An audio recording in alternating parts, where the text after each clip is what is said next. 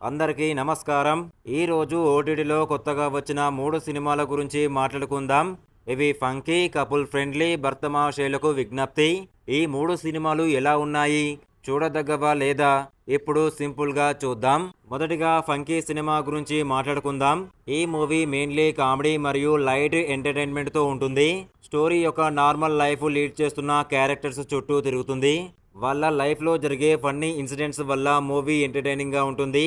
Comedy scenes మాత్రం కొన్ని బాగా వర్క్ అవుతాయి. యాక్టింగ్ కూడా నేచురల్గానే ఉంటుంది, కానీ కొన్ని సీన్స్ స్లోగా అనిపించవచ్చు. ఓవరాల్గా టైం పాస్ ఎంటర్టైన్మెంట్ మూవీ అని చెప్పవచ్చు. ఇప్పుడు కపుల్ ఫ్రెండ్లీ సినిమా గురించి మాట్లాడుకుందాం. ఈ మూవీ స్టోరీ ఒక కపుల్ రిలేషన్షిప్ చుట్టూ తిరుగుతుంది. వాళ్ళ లైఫ్లో వచ్చే చిన్న చిన్న మిస్అండర్స్టాండింగ్స్ మరియు ఫన్నీ సిచ్యువేషన్స్ వల్ల స్టోరీ ఇంటెన్సింగ్గా ఉంటుంది.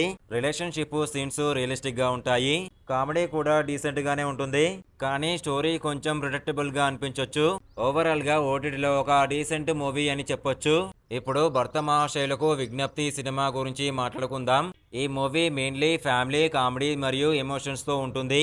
హస్బెండ్ వైఫ్ రిలేషన్షిప్లో వచ్చే ఫన్నీ సిచ్యువేషన్స్ వల్ల మూవీ ఎంటర్టైనింగ్గా ఉంటుంది. కామెడీ సీన్స్ కొన్ని చాలా రియలిస్టిక్గా ఉంటాయి.